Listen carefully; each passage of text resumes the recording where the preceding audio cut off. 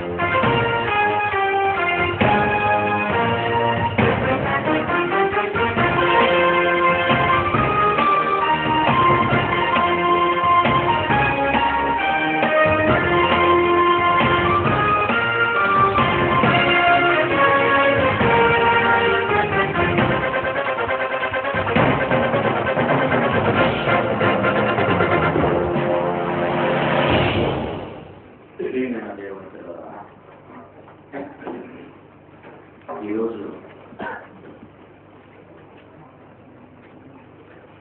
ప్రపంచానికి అర్థం కాని ఒక ప్రత్యేకమైన విషయం పరిశోధించడానికి మనమంతా ఇక్కడ చూస్తున్నాం.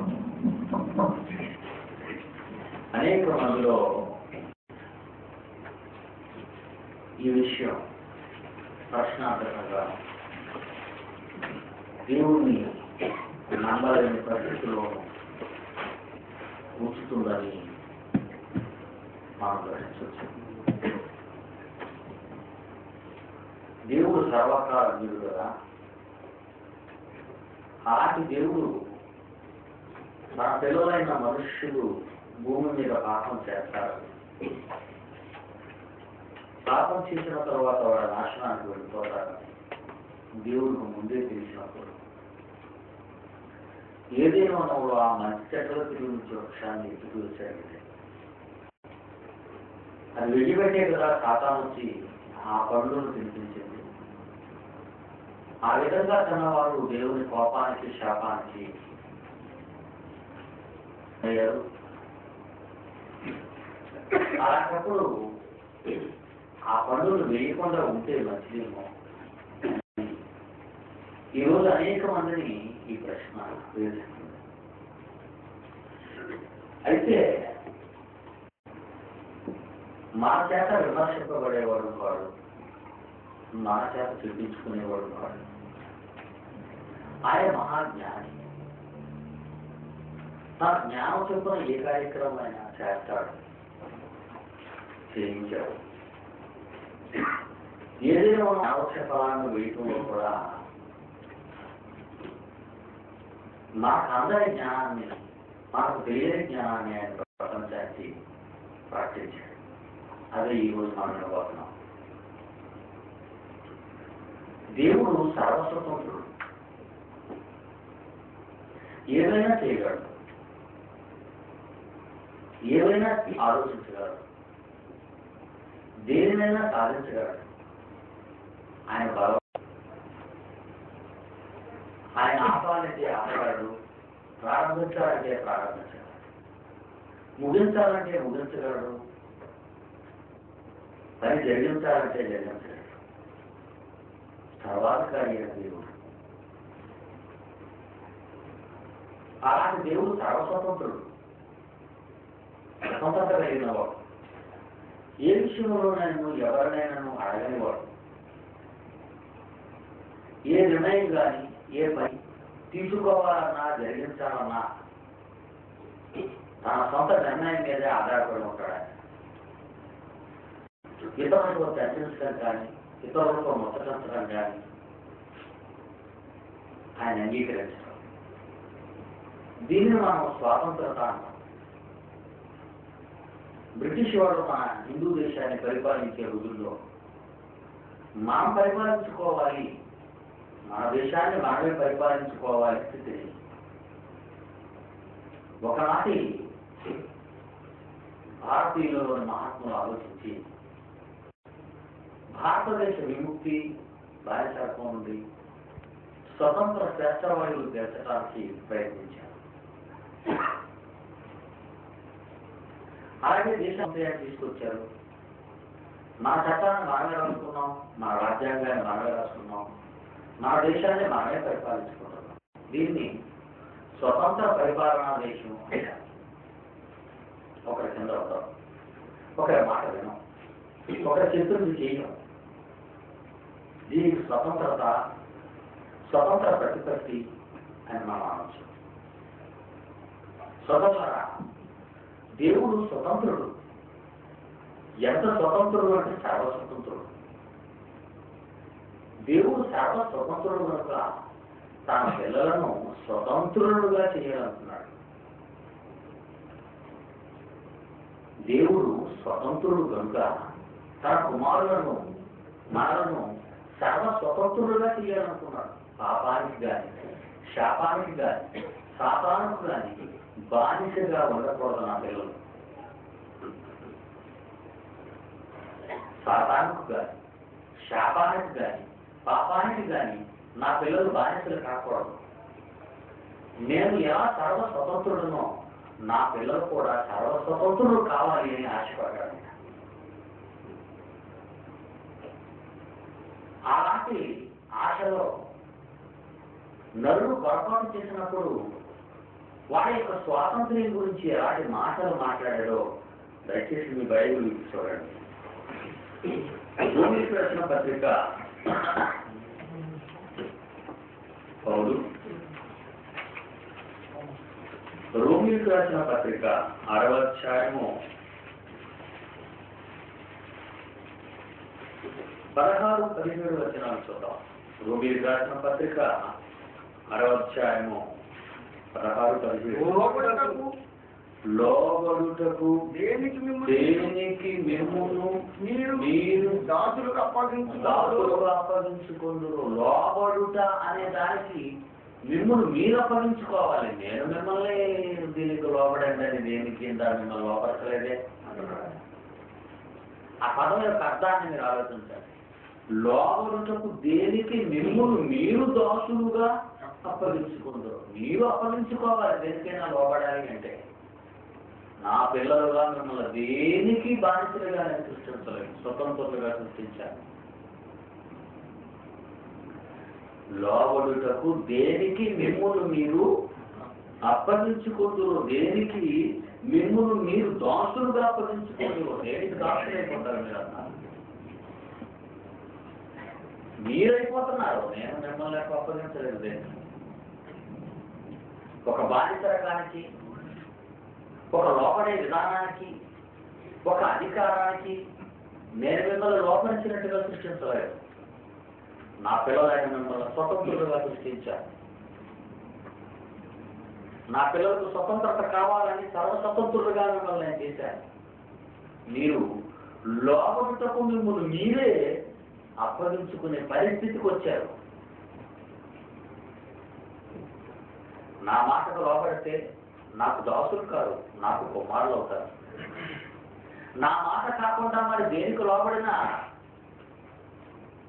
కుమారులు కాదు, దాసులుగా మారిపోతారు.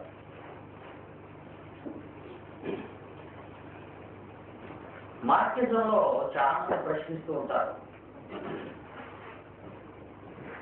దేవుడు లోబడమని బోధించాడు కదండి మీ దేవుడు అని అడుగుతుంటారు నాకు చాలా మంది మార్కిస్టులు.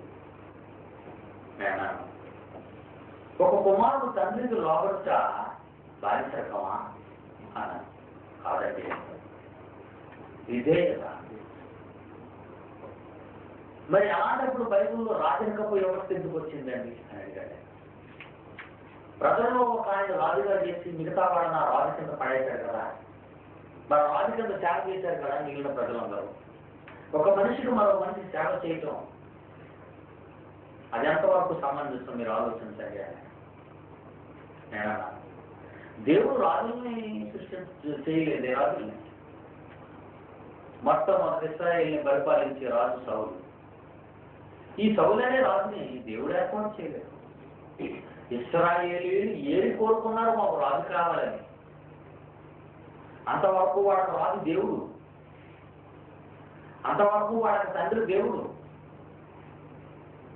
దేవుడైన తండ్రిని రాజుగా ఉంచవలసిన మనుషులు తమలోని మనుషులు దాసులుగా ఉంటామని మనుషులను ఎంచుకున్నారు. వాడు రాజుని సౌలుని ఎన్నుకున్నది ఎవరని? దేవుడా? పైన చదవని మీకు అర్థం అవుతుంది. సౌలును రాజుగా చేసిన వాడు దేవుడు కాడు, వాళ్ళే చేసుకున్నారు ఇశ్రాయేలీయులు. మాకు రాజు కావాలి, రాజు కావాలి. దానికి దేవుడు దుఃఖపడ్డాడు. నా పరిపాలనలో మీరు ఏంటారు కష్టపడ్డారు. మీరు ఒకవేళ మీరు ఒకరిని రాజుగా మీరు ఎంచుకుంటే అతనికి వడ్డించడానికి బల్ల దగ్గర మీరే పని చేయాలి, అతనికి వంట చేయడానికి వంటగదిలో మీరే పని చేయాలి, అతను రథం ఎక్కినా గుర్రం ఎక్కినా గుర్రాలు మీరు పరిగెత్తడానికి రథాన్ని గుర్రాన్ని పట్టుకోవడానికి మీరే పని చేయాలి. మనుషులు దాసులుగా మీరే అయిపోతున్నారు. ఎందుకు ఇలాంటి విధానాన్ని మీరు కోరుకుంటున్నారని ఆయన బాధపడ్డాడు, బుద్ధి చెప్పాడు. ఇశ్రాయేలీయులు అనలేదు. ఆయన కంగారు పడిపోయాడు. అయితే దేవుడు రాజుగా చేయలేదని లేదు. మీరు చదివింది తప్పు. బైబిల్లో మీరు అపార్థం చేసుకున్నారు. బైబిల్ని మనుషులు రాజులుగా కోరుకున్నారు. మనుషులు రాజులు కావాలని కోరుకున్నారు, కానీ దేవుడు రాజులుగా చేయలేదు. వాడు కోరుకున్న విధానాన్ని దేవుడు సమ్మతించాడు. కోరిలే బాధపడ్డాడు అని ఎంతో గమనించాడు. ప్రియులారా, దేవుడు మనల్ని సర్వస్వతంత్రులుగా చేశాడు, బాధ్యతగా కాదు. అందుకే అంటున్నాడు, మీరు లోబడాలి. లోబడటకు దేనికి మిమ్మల్ని మీరు దాసులుగా అప్పగించుకుందరో అది చావు నిమిత్తముగా, పాపమైతే కానీ నీతి నిమిత్తముగా విధేయతకే కానీ లోబడటకు దేనికి మీరు లోబడదు దానికే దాసులు మీరు ఎదుగురా. 17వ వచనం, మీరు పాపములకు దాసులు కానీ ఏ ఉపదేశ క్రమములకు మీరు అప్పగింపబడుతురో దానికి హృదయపూర్వకముగా లోబడిన వారే పాపము నుండి మోచింపబడి నీతికి దాసులైతే ఇందుకు దేవునికి స్తోత్రం. ఏ ఉపదేశ క్రమములకు మీరు అప్పగింపబడుతురో, వేదానికి అదే వాక్యం. దేనికి అప్పగింపబడ్డంది ఈరోజు క్రైస్తవ్యం? ఒక ఉపదేశ క్రమం. ఎవరు ఉపదేశ క్రమం అది?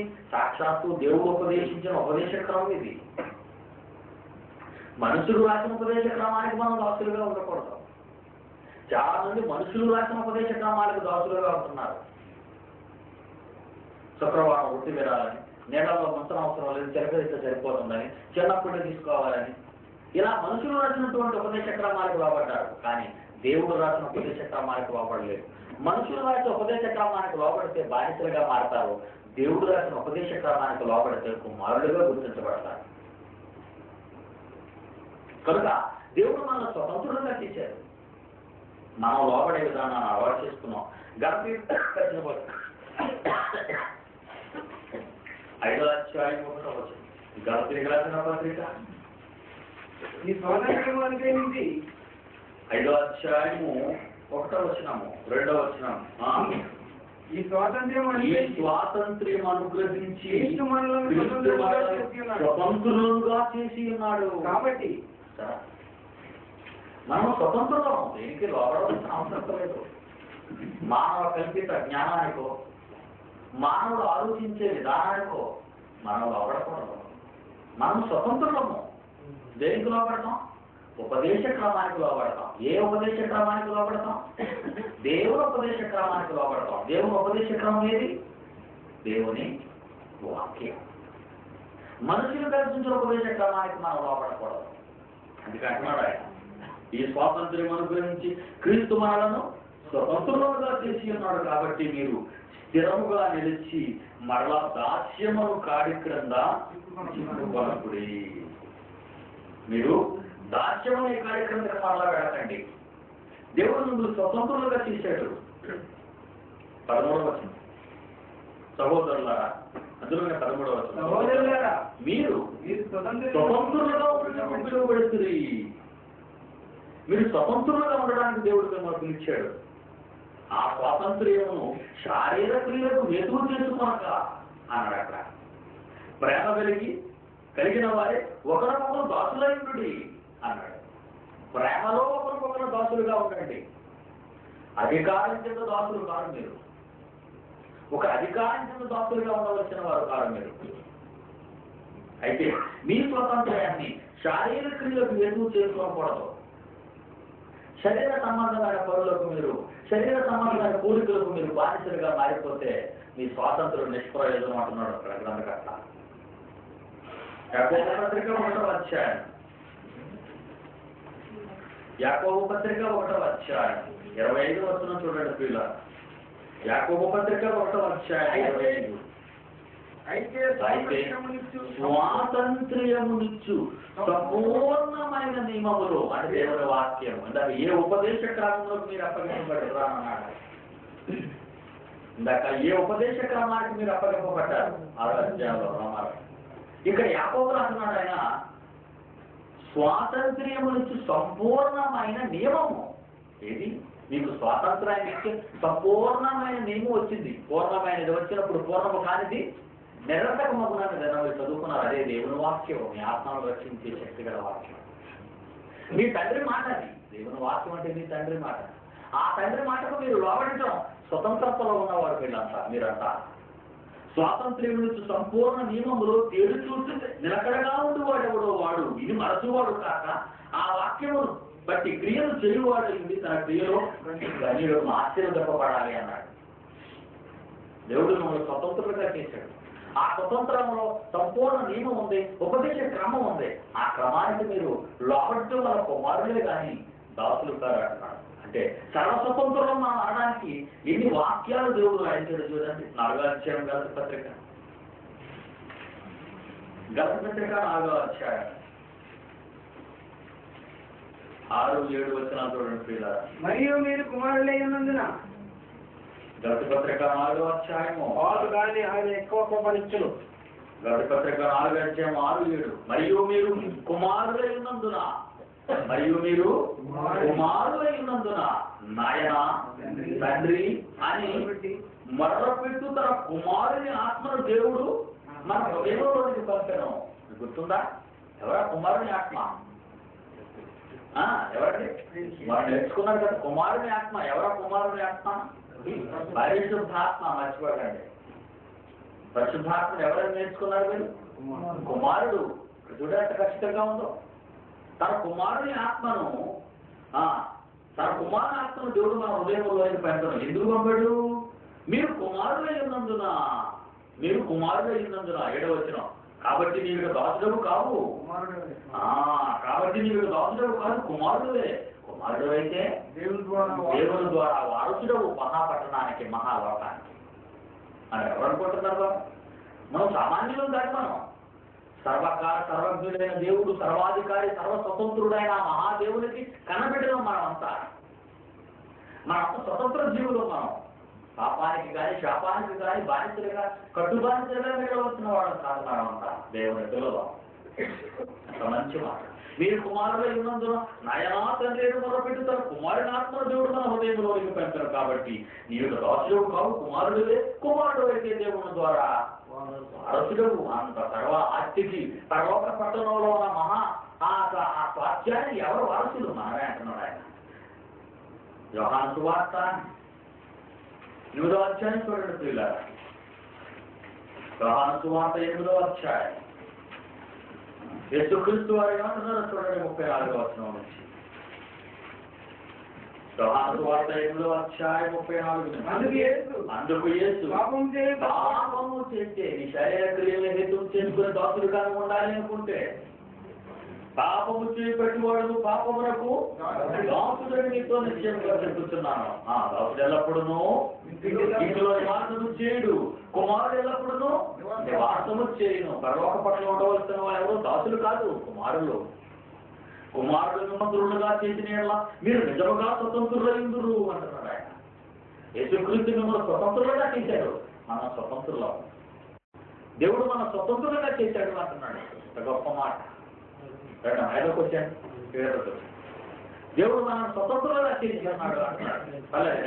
ఏదో లెక్కమా. దేవుడు మనల్ని స్వతంత్రులుగా చేశాడు కనుక ఆ స్వాతంత్ర్యాన్ని బట్టి మనం సర్వకాల సర్వజ్ఞుడైన సర్వస్వతంత్రుడైన దేవుడికి సాక్షాత్తు పిల్లలంగా స్వతంత్రులంగా మనం పిలవబడుతున్నాం ఈరోజు. దేనికి? దాసులం కాదు. ఇన్ని వాక్యాలను బట్టి మీరు ఒకటి అర్థం చేసుకోండి. మానవుడు ఎవరు? దేవుని కుమారుడు. దేవుడి కుమారుడిని ఎలా దేవుడు కలుగు చేశాడు? సర్వతో కలుగు చేశాడు. ఇప్పుడు ఇన్ని వాక్యాలు ఎందుకు చెప్పానంటే మిమ్మల్ని నేను ఈ ఏదైనా వనంలోకి తీసుకెళ్ళబోతున్నాను. ఆదామును దేవుడు సర్వస్వతంత్రుడుగా చేశాడు. సర్వస్వతంత్రుడుగా, బానిసగా కాదు. బానిసగా సృష్టించలేదు ఆయన, స్వతంత్రుడుగా చేశాడు.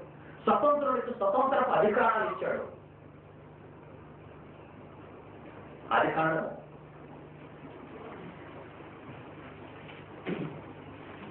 3వ అధ్యాయం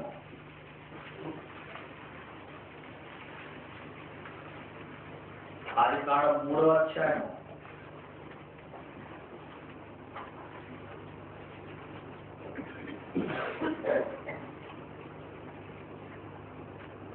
ఈ 3వ అధ్యాయంలో మనం చూసినట్లయితే ఈ 3వ అధ్యాయం ముందు ఏదైనా మనం పరిస్థితిని ఒకసారి మనం ఆలోచిద్దాం. 2వ అధ్యాయం 8-9 వచనాలు. దేవుడైన యెహోవా తూర్పున ఏదేనులో ఒక తోట వేసి తాను నిర్మించిన నరుని దానిలో ఉంచెను.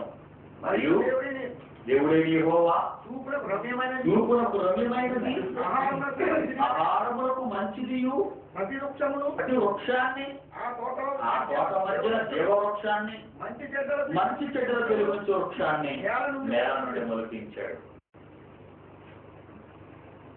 సార్ ఆ మొలిపించాడు. ఆహారానికి కావలసినవన్నీ ఇచ్చాడు. చూడండి, మళ్ళా చూడండి ఆ మాట ఏంటి. ఏదేనులో తోట వేసి తాను నిర్మించిన నరుడు దానిలో ఉంచిన 9. దేవుడైన యెహోవా చూపునకు రమ్యమైనది ఆహారములకు మంచిదినైన ప్రతి వృక్షము ఆ తోట మధ్యన జీవవృక్షము మంచి చెడ్డలు తెలివించే వృక్షము నేల నుండి మొలిపించాడు. మొలిపించి 15 వచనం 16-17 వచనాలు 16-17. దేవుడైన యెహోవా ఈ తోటలో ఉన్న ప్రతి వృక్ష ఫలము నీవు నిరభ్యంతరముగా తినవచ్చును. అయితే మంచి చెడ్డల తెలివినిచ్చు వృక్ష ఫలములను తినవద్దు. నీవు వాటిని తిరుగుదల నిశ్చయముగా చర్చల నరునికి ఆజ్ఞాపించను. ఇక్కడ మనకు ఒకటి కనబడుతుంది, తన కుమారుడికి స్వతంత్రం ఇచ్చినట్టు కనబడుతుంది. మనకి మంచి చెడ్డల తెలివినిచ్చు వృక్షాన్ని వేయలేదనుకోండి, దేవుడు స్వతంత్రాన్ని ఇచ్చినట్టు అవుతుంది. అప్పుడు ఆలోచించాలి. మంచి చెడ్డల తెలివించే వృక్షాన్ని వేయలేదనుకోండి, ఏదైనా వనంలో దేవుడు తన కుమారుడికి స్వతంత్రాన్ని ఇచ్చినట్ట. లేదు వేస్తే తినేస్తాడు కనుక జాగ్రత్త పడాలి అని ఆ చెట్టు వేయడం మానేస్తే స్వతంత్రాన్ని ఇచ్చినట్ట.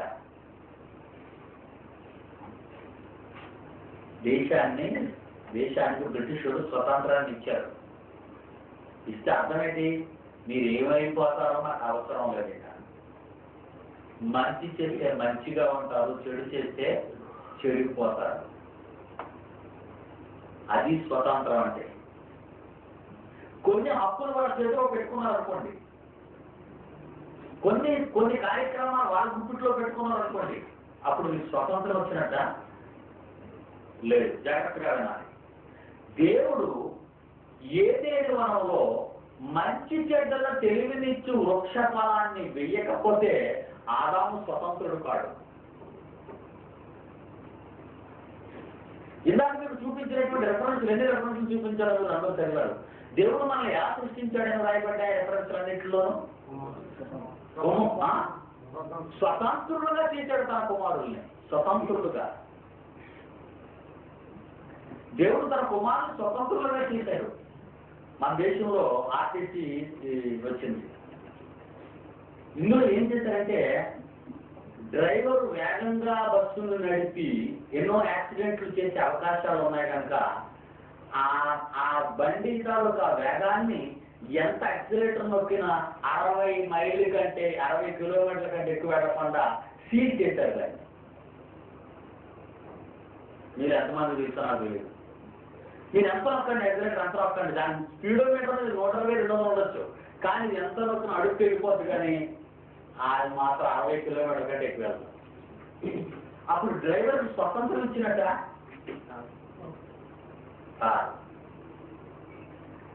ఒక పవర్ని వాళ్ళ చేతిలో పెట్టేసుకున్నారు వాళ్ళు.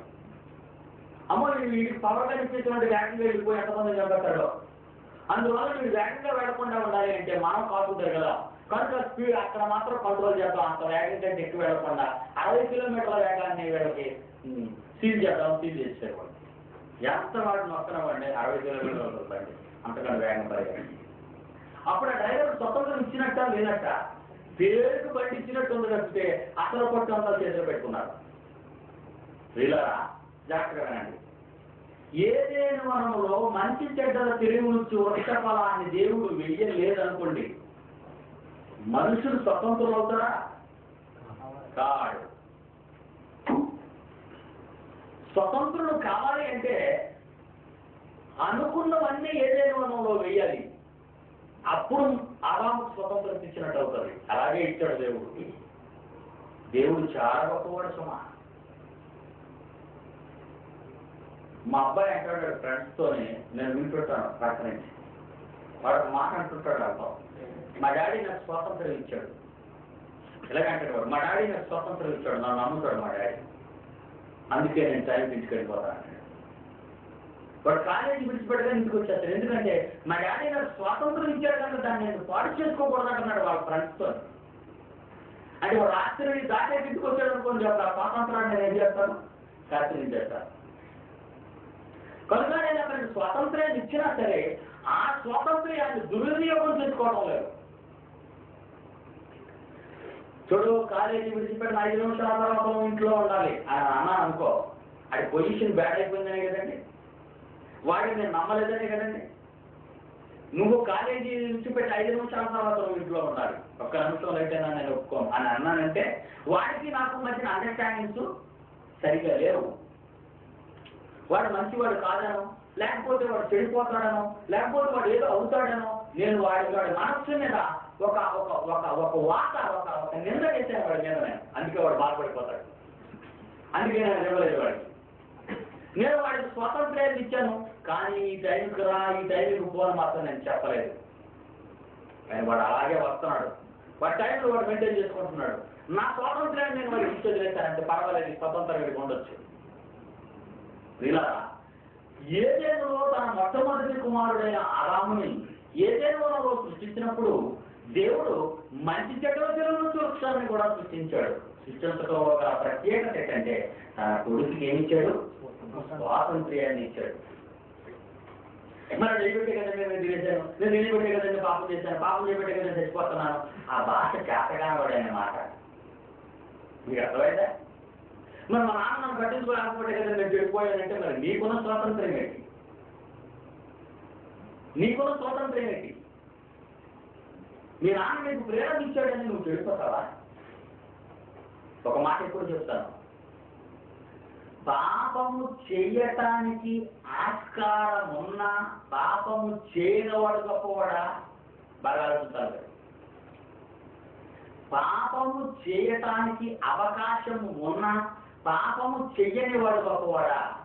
పాపము చేయటానికి అవకాశం లేదు కనుక పాపము చేయని వాడు గొప్పవాడా? మొదటివాడు గొప్పవాడు. గొప్పవాడు. పాపము చెయ్యటానికి అవకాశం ఉన్నా పాపము చెయ్యని వాడే మహాత్ముడు అవుతాడు.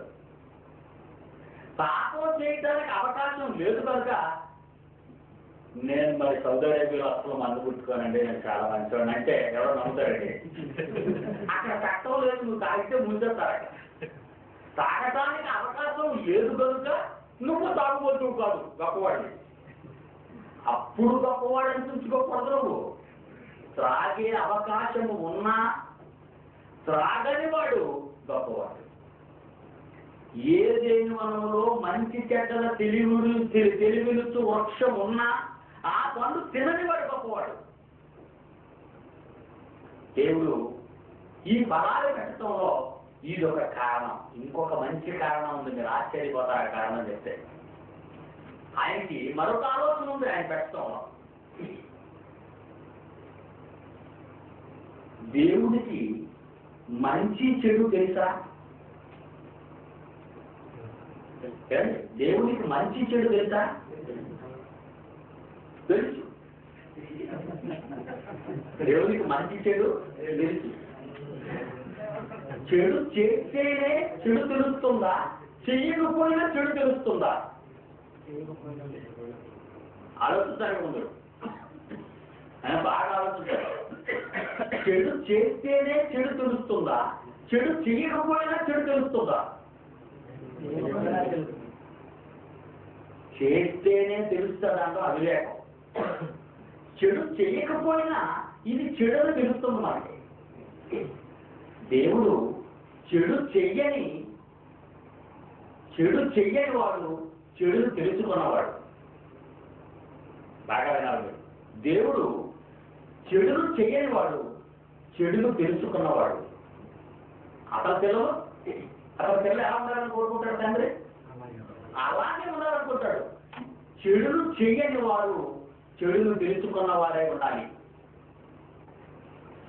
చెడును చెయ్యని వారు చెడును తెలుసుకున్న వారుగా ఉండాలి అంటున్నాడు. పిల్లరా జాగ్రత్తగా మీరు వినాలి. ఇక్కడ సైతాన్ వచ్చింది. 3వ అధ్యాయం, ఆదికాండం 3వ అధ్యాయం. సైతాన్ వచ్చింది.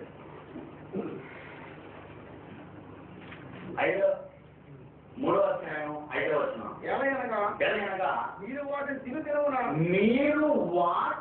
తిను దినమున మీ కన్నులు తిరువబడుననియు మీరు మంచి చెడ్డలను ఎరిగిన వారై దేవతల వలె ఉండురని దేవునికి తెలియనని స్త్రీతో చెప్పగా. ఇక్కడ మంచి పదం ఉంది. సైతాన్ అయితే సైతానే కానండి, ఇక్కడ మాత్రం నిజం చెప్పిందండి. ఇది ఇస్లామిక్ చాలా జాగ్రత్తగా కాదు. సైతాన్ అయితే అయింది అది, కానీ ఇక్కడ మాత్రం నిజం చెప్పింది. దీని నిజంలో 2 నాలుగులు కనబడతాయి నాకు ఇక్కడ. ఒకటి పచ్చి నిజం, ఒకటి పచ్చి అబద్ధం.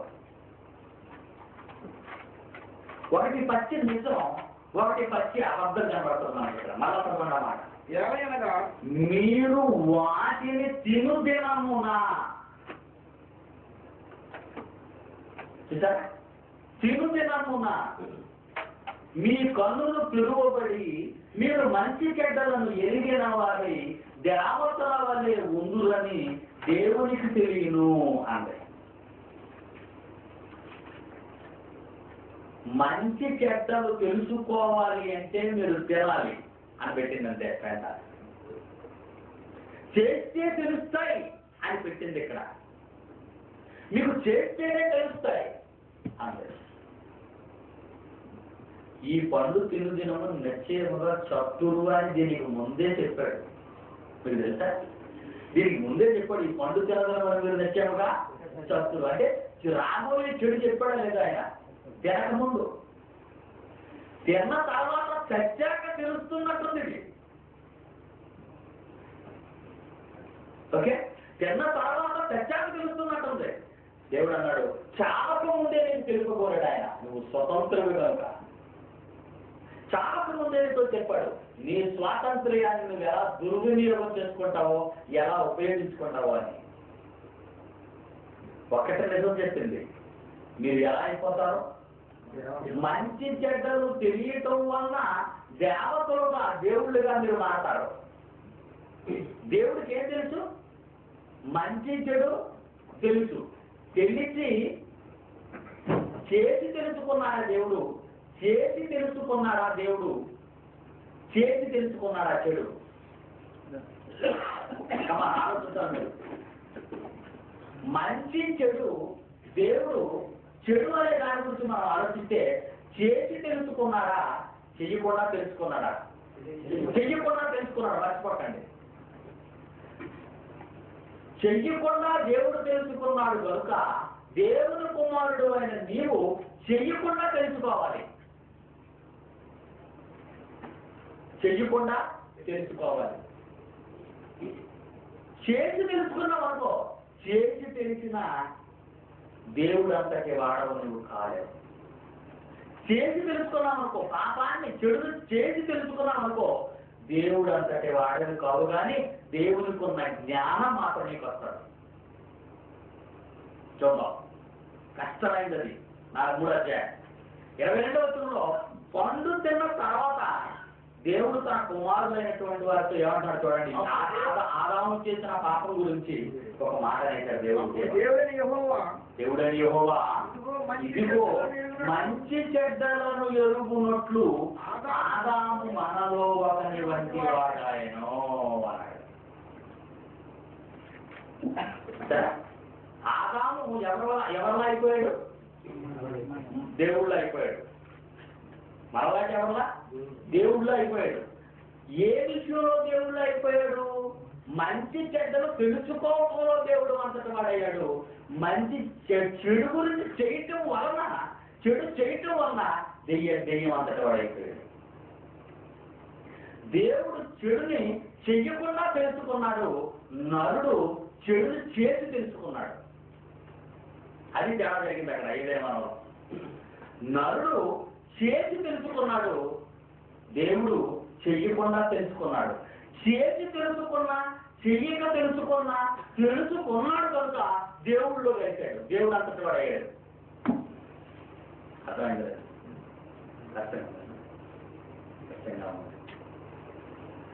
నరుడు తెలిసి చేసిన నరుడు పాపాన్ని చేసి తెలుసుకున్నాడు, చెడుని చేసి తెలుసుకున్నాడు. ఆదాము తప్పు చేశాడు, తెలుసుకున్నాడు. దేవుడు చెయ్యకుండా తెలుసుకున్నాడు. ఆదాము చేసి తెలుసుకున్నాడు చెడుని, దేవుడు చెయ్యకుండా తెలుసుకున్నాడు. తెలిసి చేసిన పాపాన్ని చెయ్యకుండా దేవుడు తెలుసుకున్నా. ఆదాము చేసి చెడును తెలుసుకున్నాడు, దేవుడు చెయ్యకుండా తెలుసుకున్నాడు. ఆదాము తెలిసి చేసిన, దేవుడు చెడు చేయకుండా ఉన్నా మొత్తానికి చెడు తెలుసుకున్నాడు. కుమారుడు తెలుసుకున్నాడు, దేవుడు తెలుసుకున్నాడు. చెడుని దేవుడు చెయ్యకుండా తెలుసుకున్నాడు, ఆదాము చేసి తెలుసుకున్నాడు. ఇద్దరు తెలుసుకున్నాడు కనుక దేవుడు తెలుసుకున్నది ఆదాము తెలుసుకున్నాడు. చెడు గురించి దేవుడు దేవుడు తెలుసుకున్నాడు, చెడుని చెయ్యలేదు. ఆదాము చేసి తెలుసుకున్నాడు, మొత్తానికి తెలిసిపోయింది కనుక ఆయన మాట ప్రయోగించాడు 3వ అధ్యాయంలో 22వ వచనంలో, ఇదిగో మంచి చెడ్డలను ఎరుగునట్లు ఆదాము మనలో ఒకని వంటి వాడాయను. ఆదాము మంచి చెడ్డలు తెలిసిపోయేదానికి అంటే ఎవరిలో ఇప్పుడు ఎవరు చేతికి వచ్చేసాడు ఆయన ఇప్పుడు? అది దేవునికి ఎంత తెలుసో అంత నరుడికి తెలిసిపోయింది. అందుకే సాతాను ఏమైనా ఒక రకంగా తప్పన్నదేమో మాట్లాడుతుంటే 3వ అధ్యాయంలో 3వ అధ్యాయం 5వ వచనంలో, మీరు మంచి చెడ్డలను ఎరిగిన వారి దేవతల వలె ఉందురని దేవునికి తెలియను అంది. నిజమంట కాదంట చెప్పింది, నిజం, పచ్చి నిజమని. కానీ ఏదేని వనంలో జ్ఞాన వృక్ష ఫలాన్ని వేయటం వలన ఆదాము చెయ్యకుండా దేవుడు అంతటి వాడు కావాలని ఆశపడ్డాడు. కానీ ఆదాము చేసి దేవుడు అంతటి వాడయ్యాడు తెలుసుకోవటంలో, మంచి చెడ్డలు చేయటంలో, తెలుసుకోవటం. దేవునికి మంచి చెడ్డలు తెలియటం అనేది రూపంలో ఒక భాగం. దేవుడికి స్వరూపం. ఏ స్వరూపం అయింది? దేవుడు శక్తిమంతుడు అని చెప్పారు. దేవుడు శక్తిమంతుడు. ఎంత శక్తిమంతుడు? ఆ శక్తి ఎవరికి తెలియదు. లైట్ పెడితే కరెంట్లో బల్బు వెలుగుతుంది, ఫ్యాన్ పెడితే తిరుగుతుంది, మైక్ పెడితే పడుతుంది, హీటర్ పెడితే వేడెక్కువ. శక్తి ఏ రూపంలో ఉందో తెలియదు, కానీ శక్తికి ఇది ఒక రూపం అని చెప్పచ్చు. వెలుగు కానీ, వెలుతురు కానీ, గాలి కానీ, వేడి కానీ, లైట్ కానీ, ఫ్యాన్ కానీ, శబ్దం కానీ, వేడి కానీ, హీటర్ కానీ, ఇటు మనం ఉపయోగించడం వలన ఆ శక్తి యొక్క రూపాలను మనం చూడగలుగుతున్నాం. వేడిగా, చల్లగా అన్ని. దేవుని యొక్క స్వరూపం ఉంది, అది మహాశక్తి. ఆ శక్తిలో ఒక భాగం ఏంటో తెలిసింది, ఒక పోలిక. మంచి చెడ్డలు దేవునికి తెలుసు. దేవుడు మహాశక్తి సంపూర్ణుడు. దేవుడు, ఆ దేవుడికి మంచి చెడ్డలు అనేవి కూడా ఆయనకి తెలుసు. అంటే అతని శక్తిలో ఇది ఒక భాగం. అందుకే ఆదాము ఎప్పుడైతే మంచి చెడ్డలు తెలుసుకున్నాడో దేవుడు ఒక చక్కని సాక్ష్యం చెప్పాడు. ఎంత మంచి సాక్ష్యం ఉందో చదివారు కదండి. ఇదిగో మంచి చెడ్డలు 22వ వచనం 3వ అధ్యాయంలో, ఇదిగో మంచి చెడ్డలు ఎరుగునట్లు ఆదాము మనలో ఒకని వంటి వాడాయను. మనం చెయ్యకుండా తెలుసుకున్నాం, అతను చేసి తెలుసుకున్నాడు.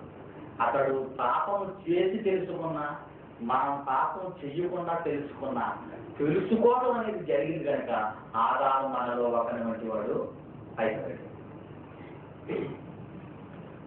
ఆదాము దేవుళ్ళలో ఒకని వంటి వాడు అయ్యాడా లేదా? అయ్యాడు. అలా అవడానికి కారణం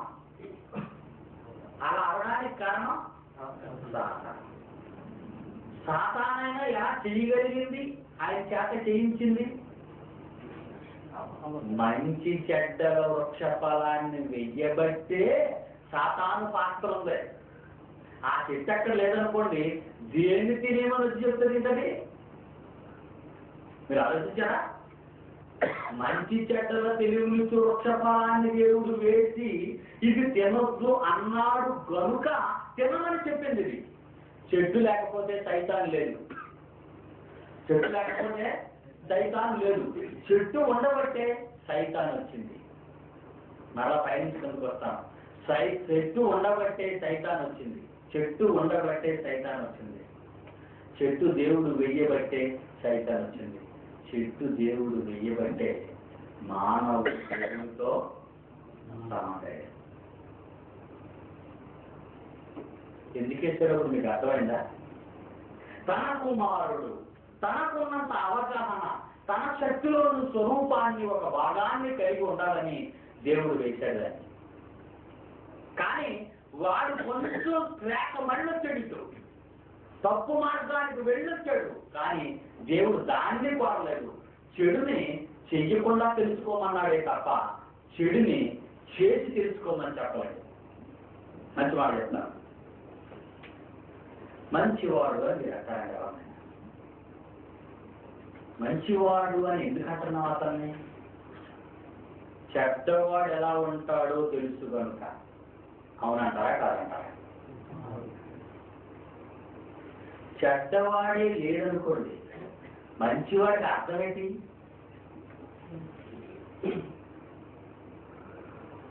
చల్లగా ఉందన్నా. ఎందుకు చల్లగా ఉన్నాడు దాన్ని? వేడి అనేది తెలుసు కనుక. వేడి అనేది ఉంది కనుక చల్లగా ఉందంటున్నావు. మంచివాడు అని మీరు ఎందుకు అంటున్నారు? చెడు అనేది చెడ్డవాడు అనేవాడు ఉన్నాడు. మంచివాడు కావాలి అంటే చెడు ఉండాలంటారా వద్దంటారా? సృష్టిలో చెడు ఉండాలా వద్దా? ఉండాలి అని అర్థం. చెడు సృష్టిలో ఉండాలి. చెడు సృష్టిలో ఉన్నప్పుడే మంచి అనేది ప్రపంచానికి కనబడుతుంది. చెడు లేనప్పుడు మంచి చచ్చిపోయింది. మంచి అనే దానికి అర్థం లేదు. మంచి అనే పదానికి ఏ భాషలో చూస్తున్నామో అది దొరకదు. చెడు ఉండబట్టే మంచి అనేది వస్తుంది. చెడు లేకపోతే మంచి లేదు. ఈ మంచి గురించి మనం మాట్లాడదాం. ఈ మంచి చెడ్డ గురించి మనం మాట్లాడదాం. మంచి చెడ్డ, మంచి చెడు ఇందాక మాట్లాడతాం. చెడు ఉన్నా చెయ్యకపోయిన వాడు మంచివాడు. చెడు ఉన్నా చెయ్యని వాడు మంచివాడు. చెడు లేదనుకోండి, నేను మంచోడిని మనకు అర్థం అవుతుందండి. అర్థం అవుతా? అర్థంగా అసలు ఈ జ్ఞానవృక్షత అనేది దేవుడు కస్తే మర్చిపోతే లేదు. కొన్ని వందల కోట్ల సంవత్సరాల తర్వాత ఈ పరలోకంలో దేవుడు ఆదాముతో మాట్లాడతాడు. ఎంత కొడుతాడండి? పిల్లలు కొట్టడం తప్పుగా సమండి. అది మీ బ్రెయిన్లో పెట్టుకోండి. పాపం చెయ్యకముందు భూమిని నిండెత్తమన్నాడు ఆయన. పాపం చెయ్యకముందు భూమిని నిండెత్తమన్నాడు. తల్లిదండ్రులకు బిడ్డలు కొట్టడం పాపం కాదు. అది మాత్రం మనతో పెట్టుకోవాలి. కొన్ని కోట్ల సంవత్సరాలు అయిన తర్వాత ఎంతో మంది తెలుగుతానికి వస్తారు ఆరాం ద్వారా. అప్పుడు చెడు అనేది లేదనుకోండి, జ్ఞానవృక్ష ఫలాన్ని లేదు. అప్పుడు ఏమంటాడు ఆరాము? నేను ఎంత గొప్పవాడిని తండ్రి, నీ ఇష్ట ప్రకారంగా పెట్టాను అంటాడు. అనొచ్చు, మాట్లాడకండి. నేను ఎంత మంచివాడిని తండ్రి, నీ ఇష్ట ప్రకారం బ్రతికాను అన్నాడు. అప్పుడు దేవుడు, ఒరే నాయన, మంచి చెడ్డల తెలివి వృక్షఫలాన్ని నేను వెయ్యలేదు కనుక నువ్వు మంచివాడిని అంటున్నావే, కానీ నేను వేస్తే నువ్వు ఎప్పుడో చెడ్డవాడు అయిపోదు రా అని అన్నాడు అనుకోండి. అప్పుడు ఆదాం ఏమంటాడు మీరు ఆలోచించండి. ఆలోచిస్తారు మీరు, వెనుక కాదు. కొన్ని కోట్ల సంవత్సరాల తర్వాత తన కొడుకు దగ్గరికి తెచ్చుకోండి, నాయన నేను మంచి చెడ్డ వృక్షఫలాన్ని చెట్టే వేసుంటే నువ్వు అసలు మంచివాడు కాకపోదుగా, అది వెయ్యకపోబట్టే నువ్వు మంచివాడు అయిపోయావు. ఎందుకంటే నాకు తెలుసు నువ్వు దాన్ని తినేస్తావని. శాపం వచ్చి నిన్ను మాయ చేసి నీ చేత తినిపించి నువ్వు నన్ను కాదంటావని, నా మాటకు అవిధేయుడు అవుతావని నేను శపించేయడం, ఇన్ని గొడవలు జరుగుండరా, నాకు భవిష్యత్తు అంతా తెలుసు కదా. నువ్వు ఇలా అయిపోతావని నేను దాన్ని చేయలేదు.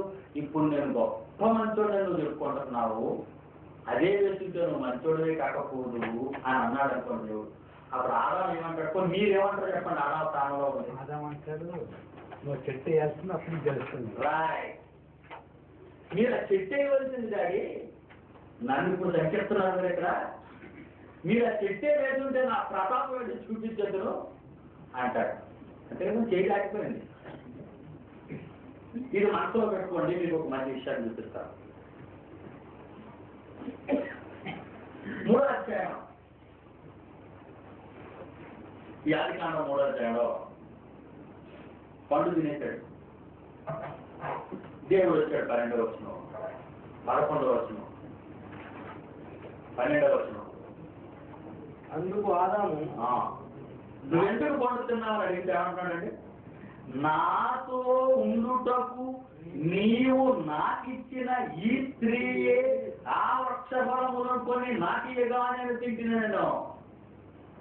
ఏమన్నాడండి, ఏమన్నాడు, నాతో ఉండుటకు నీవు నాకిచ్చిన ఈ స్త్రీ ఆ పండుగ బట్టి నేను తిన్నాను, లేకపోతే నేను తిన్నాను అంతే నాకు. మీరు ఆలోచించండి, పెట్టినా సంతోషం డోంట్ చేస్తాను.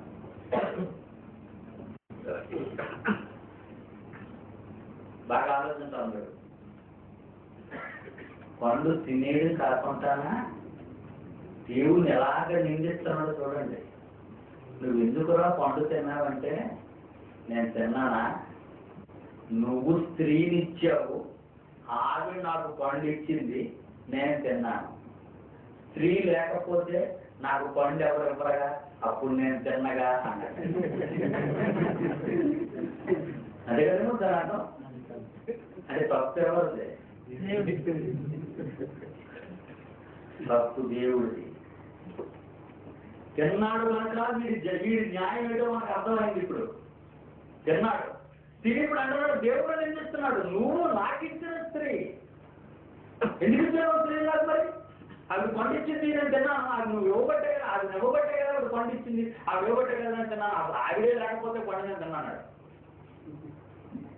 ఈ మాట అన్నవాడు నిజంగా మంచి చెడ్డలో తెలియని వృక్షఫలాన్ని ఆ ఏదైనా మనం వేయకపోతే ఆ రోజు ఏమనేవాడు, ఒకసారి చూపించండి, ఒకసారి వేయలేకపోయావా తడాలు చూపిద్దాను. ఇది ఇలాగే ఉంటుంది. దేవుడు మాట పడేవాడు కాడు, దేవుడు చెప్పించుకునేవాడు కాడు. మొట్టమొదటి మీకు రెఫరెన్స్లన్నీ చూపించాడు. దేవుడు నీకు సర్వ స్వతంత్రత ఇచ్చాడు. మరి నువ్వు ఆ రోజు చెట్టు వేయలేకపోయావా, నువ్వు నాకు ఎందుకు స్వతంత్రత ఇవ్వలేదని ఆదాం అడుగుతాడు. నువ్వు ఆ రోజు చెట్టు వేస్తుందే నా స్వతంత్రాన్ని ఇస్తే, నా స్వతంత్రాన్ని నేను అలా ఉపయోగించుకుందో నీకు చేసి చూపించేవాడని అంటాడు ఆదాం. అలాంటి మాట ఏ తండ్రి తన కొడుకు చేత అనిపించుకోడు. నువ్వు నన్ను ఎందుకు కన్నావని ఏ కొడుకు తండ్రిని అడగడు. అడిగితే తండ్రి చాలా బాధపడిపోతాడు. అలా ఆదాము ఇదే మాట కొన్ని కోట్ల సంవత్సరాల తర్వాత దేవుని అంటే ఆయన ఎంత బాధపడేవాడు ఒకసారి మీరు ఆలోచించండి. అందుకే ఏదైనా మనలో మంచి చెడ్డ వృక్షాన్ని మొలకెత్తడానికి కారణమైంది. తన కొడుకును స్వతంత్రుడిగా చేయాలని, తన కొడుకును దాంతుడి వాడిగా చేయాలని దేవుడు కోరుకున్నాడే తప్ప దేవుడు బానిసగా మాత్రం తన కొడుకుని పుట్టించలేదు. దేవుడు ఈ స్వాతంత్ర్యాన్ని కుమారుడు సద్వినియోగం చేసుకోకుండా దుర్వినియోగం చేసుకున్నాడు. అది వాడి తప్పు. అబ్బా అబ్రాహాముకి అవ్వ 13వ వచనంలో అప్పుడు దేవుడు యెహోవా స్త్రీని చూసి ఎవరు అన్నారంటే ఆదామే ఏది 12వ వచనం ఏదో చేసినది ఏమిటని అడగగా అది నీవు చేసినది ఏమిటి ఆదాము మొహం పెట్టాడు. ఎందుకంటే సరే సమాధానం కదండి మాట్లాడలేదు. 13 స్త్రీని చూసి నీవు చేసినది ఏమిటి అని అడుగుగా స్త్రీ సర్పము నన్ను మోసపిచ్చినందులో తింటుంది ఆయన.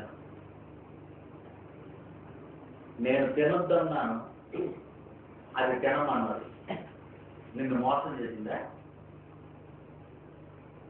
నేను చెప్పకుండా అది తినిపిస్తే అది మోసం. నేను చెప్పాను అది తినిపించిన తర్వాత మోసం అంటారంటే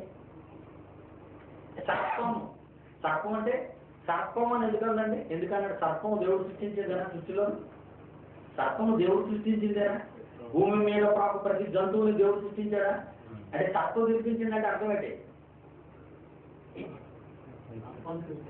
నువ్వు సృష్టించావు సర్పాన్ని, అది తినమందే నేను తిన్నానందే. ఆలోచించారు మీరు? ఇద్దరు ఏ ఒక్కరు కానీ తప్పు అయిపోయింది బాబు తిన్నామని అన్నారని అన్నారు. ఆడమలేదు ఆపలేదు. నేను మాత్రం తీసుకుపోతానంటే ఉంది. సర్పం అండి సర్పం అడుచుడు మన అటు సర్పం కాదు చూడు అంది. చూడటం అలా ఆయన పప్పు చూస్తే అలా ఆయన ఈవిడి పప్పు చూపించాడు. ఈవిడేమో పాము పప్పు చూపిస్తుంది అడుచోమాట. అంటే నీ సృష్టి లోపం ఇదంతా ఎవరు తప్ప తెలుసా? నీ సృష్టి లోపం. నువ్వు చేసిన సృష్టిలో జరిగింది లోపం అంతా. మీ ఇద్దరు మాత్రం నీతిమంతులు అని చెప్పింది. జ్ఞానవృక్షఫలం చెట్టును ఉంచాలంటారా వద్దంటారా? ఇప్పుడు మీరు చెప్పండి. చెప్పండి. ఇలాంటి లాజికల్ పాయింట్లు ఉన్నప్పుడు, ఇంత తీవ్రంగా దేవునితో వాదించే ఇంత గొప్ప మేధావులు ఉన్నప్పుడు నిజంగా ఈ చెట్టుని ఉంచాలండి. లేకపోతే వీళ్ళు కపటంతో మోసంతో కుయుక్తితో పర్వాతానికి వచ్చేది ఈ చేయడంతా మీకు అర్థమైందండి. మొత్తం ఈ చెత్తంతా పర్వాతానికి వచ్చేసి దేవుడు ఏమొద్దు ఒకసారి మీరు చేసి చూపించలేక చూడలేకపోయాడా నేను ఎలా చేసిన అందుమా అది ఉంచటం వలన అలాంటి మాట ఆడే ఆస్కారం లేదు ప్రజలకు. పిల్లగా దేవుని కోరిక నిన్ను దేవుడితో సమానంగా చేసుకోవాలన్న దేవుడు నీకు సర్వ స్వతంత్రాన్ని ప్రసాదించి ఆయన పోలికగా చేశాడు. ఆయన ఇచ్చిన ఈ పోలికను లేక నీకు ఇచ్చిన ఈ స్వాతంత్ర్యాన్ని ఈ శక్తి యొక్క భాగాన్ని నువ్వు దుర్వినియోగపరచుకోకూడదు, సద్వినియోగపరచుకోవాలి. సో తప్పటి వచ్చినా చూసిన తర్వాత ముగించుకుందాం. యోగ గ్రంథం 1వ అధ్యాయం. యోగ గ్రంథం 1వ అధ్యాయం.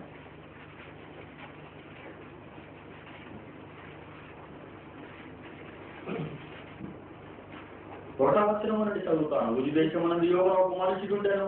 అతడు యథార్థవంతుడు న్యాయవంతుడునై దేవుని యందు భయభక్తులు కలిగి చెడుతనమును విసర్జించిన వాడు. దేవుడు ఎలా చెప్తున్నాడో చూడండి. ఒక కొడుకు గురించి, ఒక కుమారుడు గురించి.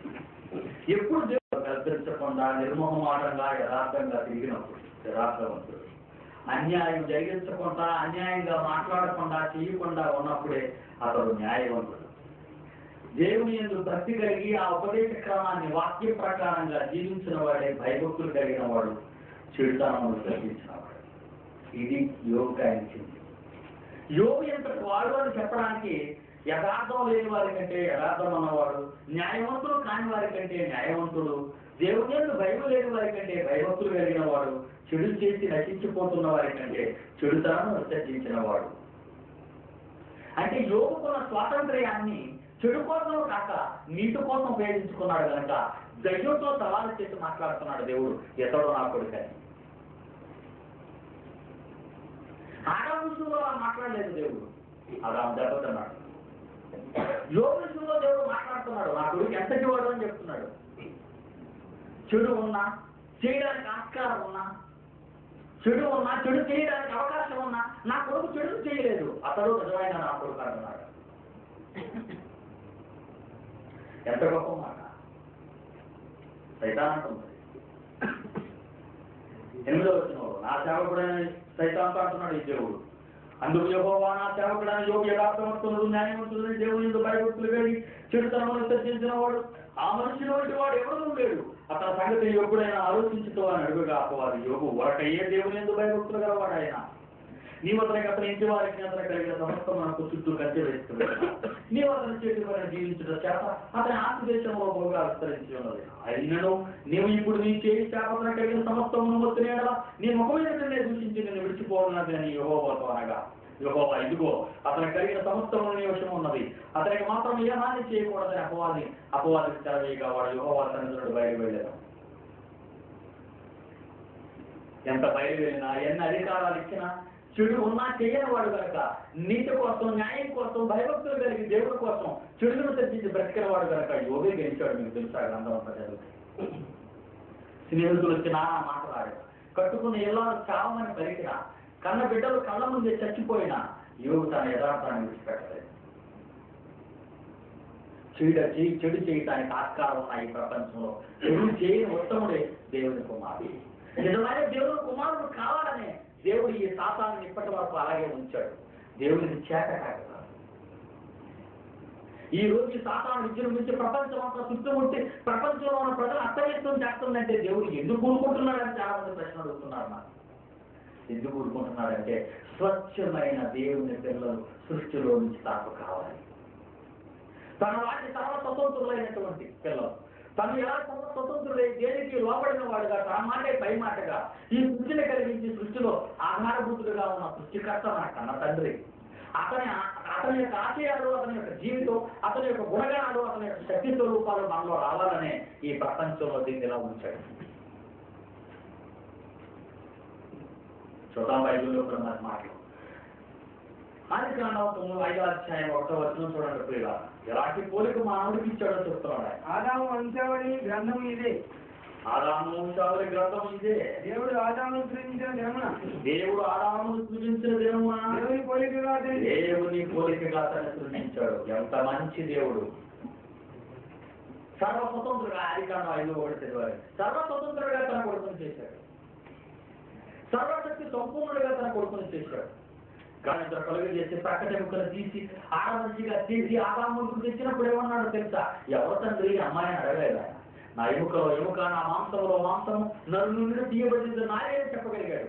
కారణం దేవుని సర్వ శక్తి స్వరూపుడు కనుక ఆయన. దేవునికి శక్తిని కలిగిన వాడు. అంత శక్తి కలిగిన దేవుని శక్తిని కలిగిన ఆదాము దేవుని కుమారుడు సర్వస్వతంత్రుడే. కాదన్న పనులు తిని సాతానుకు అవకాశం కల్పించాడు. చెడు ముందున్నా చెడు చేసేంత నీచానికి దిగజారిపోయాడు. కానీ దేవుడు కావాల్సింది చెడు ఉన్నా చెడు చేయనివాడు. అందుకే దేవుడు ఈ ప్రపంచంలో ఈ పాపాన్ని ఇంకా వర్ణిస్తున్నాడు. అందుకే నీ కళ్ళ ముందు ఈ ప్రపంచంలో ఇన్ని ఘోరాలు, ఇన్ని నేరాలు జరుగుతున్నాయి. ఎన్ని ఘోరాలు, ఎన్ని నేరాలు, ఎంత భయంకరంగా అయిపోయి ఈ లోకం ఉన్నా సరే నీవు దేవుని కోసం బ్రతకాలి.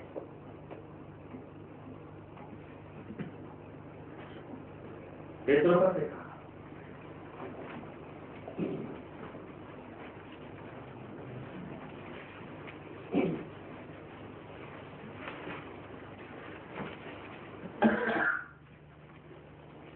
2వ అధ్యాయం 2వ పేతురు 2వ అధ్యాయం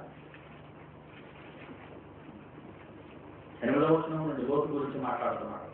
7వ వచనం నుండి దుర్మార్గుల కామాలి కార్యక్రమైన నడవడి చేత బహు బాధపడిన నీతిమంతుడు లోతును బట్టి సత్యించాడు.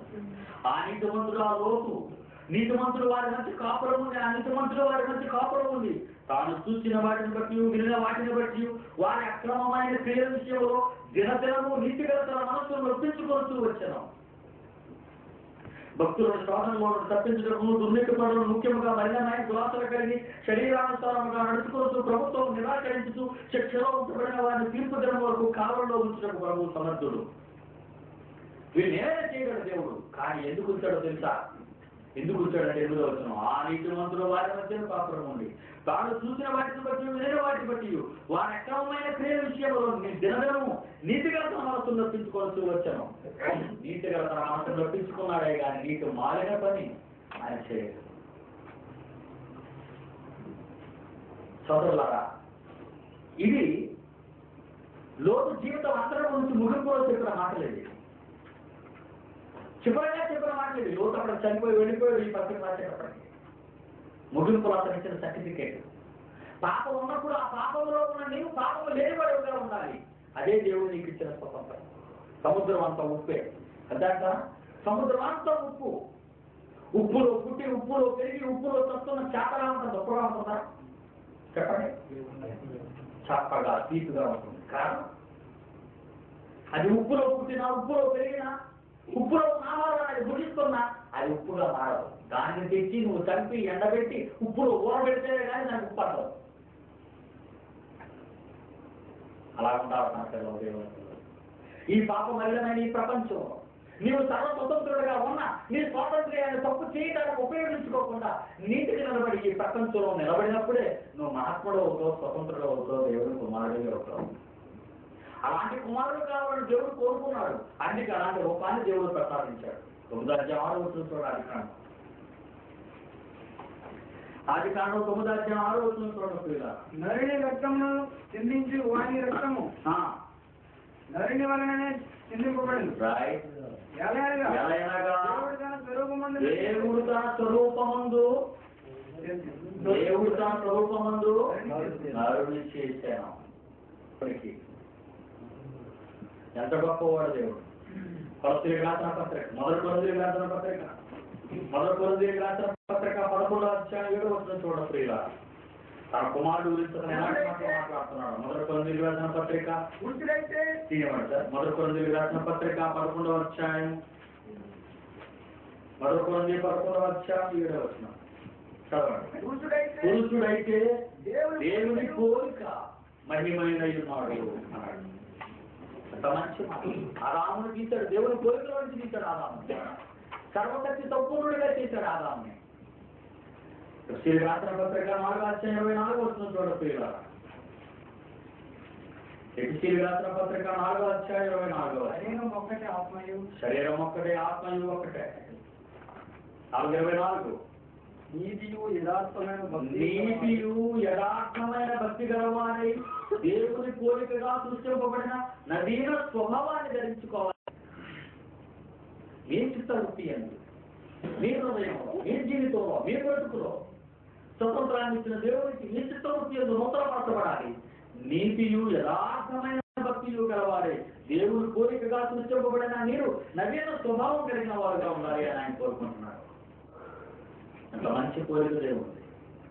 కొలతీయులకు రాసిన పత్రిక 3:1 ఎన్ని మాటలు ఆయన రూపంలో ఉన్నాం, ఆయన రూపం ఉండి మనం పొందవలసి వస్తున్నాడు ఆయన. కొలతీయులకు రాసిన పత్రిక 3:9 చూడండి. ఒకరితో ఒకడు అబద్ధమాడకండి, ప్రాచీన స్వభావమును దాని క్రియలతో కూడా మీరు పరిశీలించి జ్ఞానము కొరకు నిమిత్తము దానిని సూచించిన వాని పోలిక చొప్పున నూతన కలపబడుతున్న వీర స్వభావం ధరించుకొని ఉన్నారు. దానిని సూచించిన వాని పోలిక చొప్పున. ఎంత మంచి పోలిక మంది, ఎంత మంచి పోలిక. యాకోబు పత్రిక ఆఖరిగా, యాకోబు పత్రిక 3:9 చూడండి ప్రియుల. యాకోబు పత్రిక 3:9 దీనితో తండ్రి అయిన ఒకే నాలుగును కలిగి ఉన్నాం.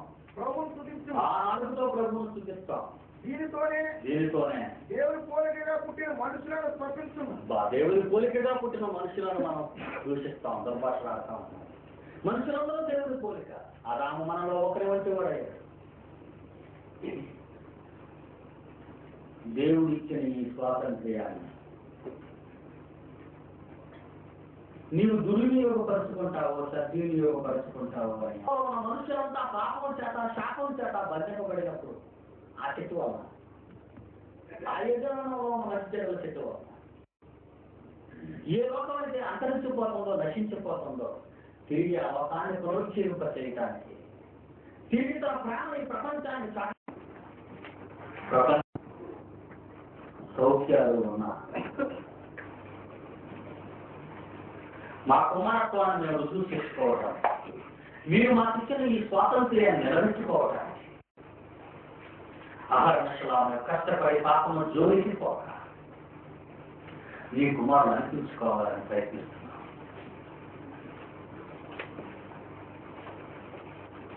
లోకంలో ఎంత పాపం ఉన్నా దాన్ని కాదని నిలదొక్కున్న యోగు లాంటి వాళ్ళని కావాలని ఆశపడుతున్నాం. దేవా, నీ కార్యం ఎంత గంభీరం, నీ జ్ఞానం ఎంత గొప్పది.